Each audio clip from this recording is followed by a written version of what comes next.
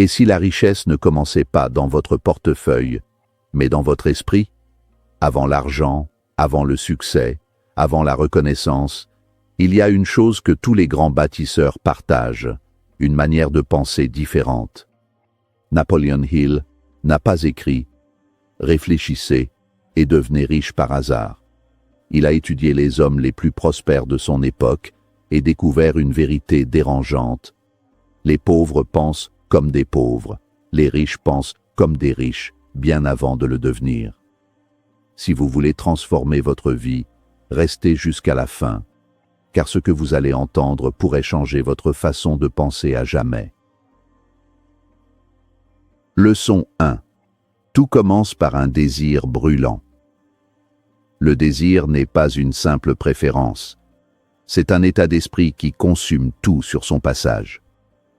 Napoleon Hill souligne que la différence entre ceux qui rêvent de richesse et ceux qui l'acquièrent réside dans l'intensité de leur motivation initiale. Un souhait est passif, souvent teinté de doute et d'incertitude. En revanche, le désir brûlant est une force active, une obsession qui ne laisse aucune place à l'alternative de l'échec.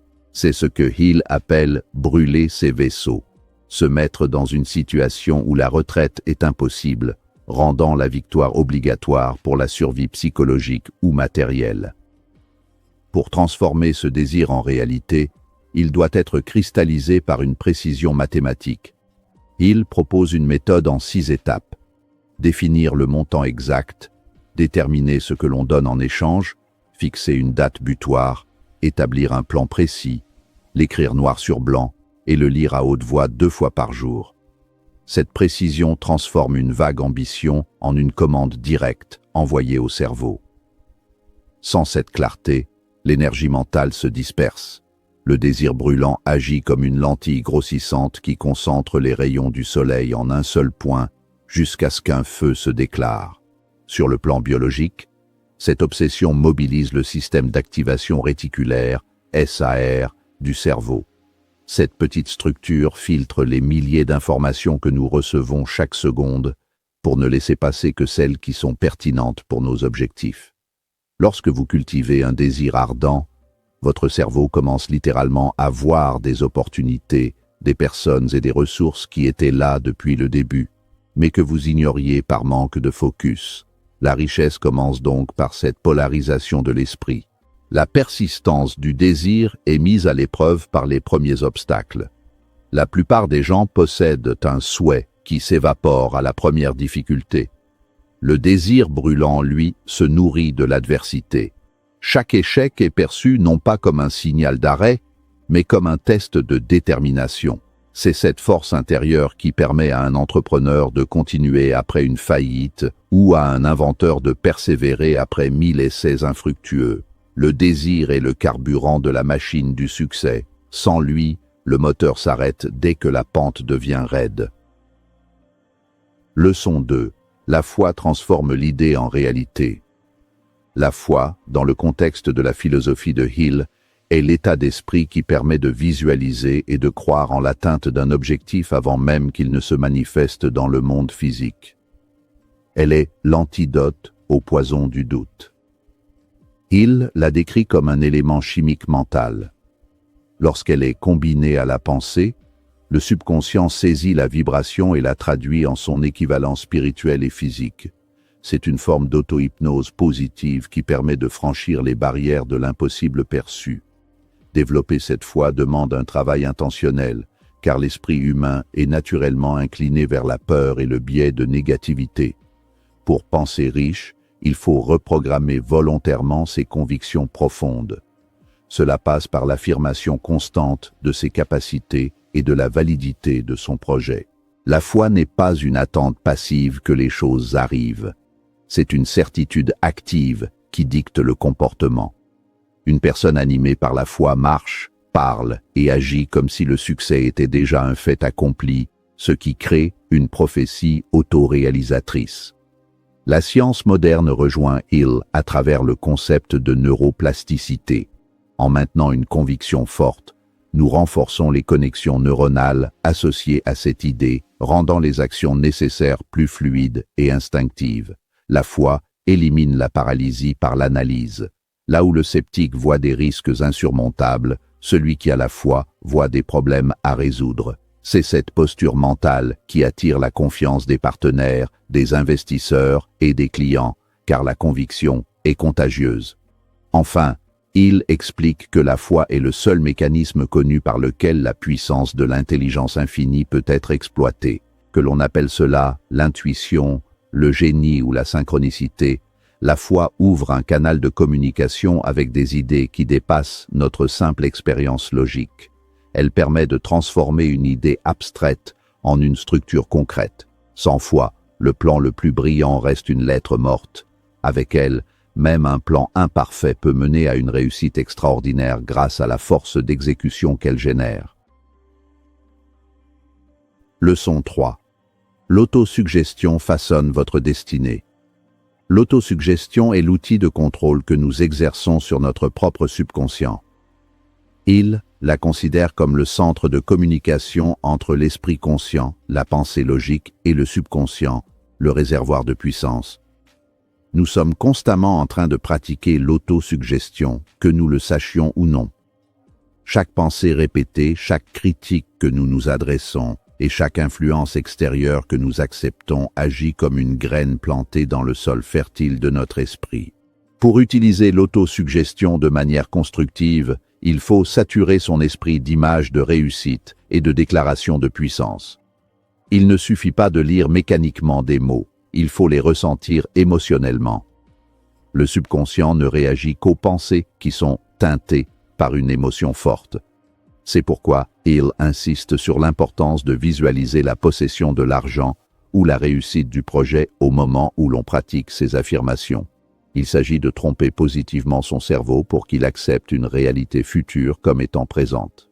Le danger de l'autosuggestion réside dans sa neutralité. Elle fonctionne aussi bien pour la ruine que pour la richesse. Si vous nourrissez votre esprit de crainte, de doute sur votre intelligence ou de plainte sur l'économie, votre subconscient travaillera avec diligence pour matérialiser ses limitations.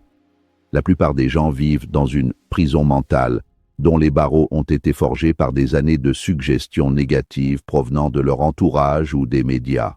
Penser riche exige de devenir un gardien impitoyable de sa propre porte mentale. La pratique quotidienne de l'autosuggestion crée une nouvelle identité. À force de se répéter des objectifs ambitieux, on finit par ne plus se voir comme une victime des circonstances, mais comme un créateur de réalité. Ce changement d'identité est crucial, car nous ne pouvons jamais agir durablement d'une manière qui contredit l'image que nous avons de nous-mêmes. L'autosuggestion aligne votre image de soi avec vos ambitions les plus hautes, éliminant ainsi les mécanismes d'autosabotage qui freinent tant de personnes talentueuses. Leçon 4. La persévérance sépare les gagnants des abandonnés. La persévérance est le facteur X de la philosophie de Hill. Il a observé que la majorité des échecs surviennent au moment où l'on est à un pas seulement du succès. C'est l'histoire célèbre de l'homme qui a arrêté de creuser à 3 pieds de l'or. La persévérance est basée sur la force de volonté, mais elle est surtout entretenue par la clarté du but. Sans un objectif précis, la volonté s'épuise rapidement face à la fatigue, aux critiques et aux revers financiers. Il identifie 4 étapes simples pour développer cette persévérance. Avoir un but précis, soutenu par un désir brûlant. Avoir un plan précis exprimé par une action continue. Fermer son esprit aux influences négatives et décourageantes. Et former une alliance amicale avec une ou plusieurs personnes, le mastermind, qui vous encourageront à persévérer. La persévérance n'est pas une endurance aveugle. C'est une persistance intelligente. Si un plan ne fonctionne pas, on change le plan, mais on ne change jamais l'objectif final. L'échec temporaire est souvent un déguisement pour une opportunité plus grande. Penser riche, c'est avoir la maturité émotionnelle de comprendre que chaque défaite apporte une leçon nécessaire à la réussite future. Hill affirme que l'on ne peut être vaincu que si l'on accepte la défaite dans son propre esprit. Tant qu'un individu continue d'essayer, il est en état d'apprentissage, pas d'échec. Cette distinction psychologique est ce qui permet aux grands leaders de rester debout quand tout le monde s'écroule. La persévérance transforme également le caractère. Elle forge une discipline qui devient une seconde nature. Avec le temps, l'habitude de persévérer crée une immunité contre le découragement. Les obstacles qui autrefois semblaient insurmontables deviennent de simples exercices de résolution de problèmes. C'est cette accumulation de résilience qui finit par briser la résistance du destin. La richesse, qu'elle soit financière ou spirituelle, finit toujours par se rendre à celui qui refuse absolument de capituler. Leçon 5. S'entourer des bons esprits, le mastermind. Le concept du mastermind, esprit de maître, est sans doute l'apport le plus révolutionnaire de Napoleon Hill. Il définit cela comme la coordination de connaissances et d'efforts dans un esprit d'harmonie entre deux personnes ou plus pour atteindre un but précis. Hill a découvert qu'aucun individu ne possède toutes les compétences, toute l'expérience ou toute l'énergie nécessaires pour bâtir une fortune immense seul. L'union des esprits crée une entité invisible, une sorte de troisième cerveau dont la puissance dépasse la somme des parties. Le mastermind fonctionne sur deux plans, économique et psychique. Sur le plan économique, il permet de s'entourer de conseillers techniques et d'alliés qui compensent vos faiblesses. Sur le plan psychique, l'interaction avec des esprits vibrants à une fréquence élevée d'ambition et d'optimisme élève votre propre niveau de pensée. La stagnation mentale est souvent le résultat d'un environnement médiocre. En vous entourant de personnes qui ont déjà réussi ou qui sont sur la même trajectoire, vous bénéficiez d'une forme de contagion du succès. Choisir ces associations est une décision stratégique, pas seulement sociale. Hill prévient que l'harmonie est la clé de voûte de cette alliance. S'il y a des frictions, de la jalousie ou un manque de confiance, le mastermind s'effondre et devient contre-productif. Les riches mentaux sont sélectifs. Ils savent que les conversations insignifiantes, les plaintes constantes et le cynisme sont des poisons qui siphonnent l'énergie créatrice. Ils cherchent des partenaires qui les stimulent, les remettent en question et les forcent à grandir. En conclusion, le principe du mastermind nous rappelle que nous sommes des êtres sociaux dont la structure mentale est poreuse. Nous absorbons inconsciemment les habitudes et les attitudes de ceux que nous fréquentons le plus. Penser riche, c'est donc construire délibérément un écosystème humain qui soutient votre vision. C'est passer de l'isolement de l'effort individuel à la multiplication de la puissance collective.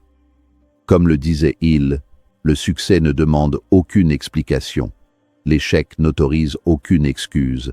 Et le mastermind est l'outil ultime pour s'assurer que les excuses n'aient plus de place dans votre vie. Napoleon Hill nous a laissé un héritage puissant. Vous ne devenez pas riche par chance, mais par choix mental. Avant l'argent, il y a la pensée. Avant le succès, il y a la décision. Avant la victoire, il y a la foi. Commencez aujourd'hui. Pensez comme la personne que vous voulez devenir. Agissez comme si votre réussite était inévitable. Car rappelez-vous, vous devez penser riche avant de le devenir.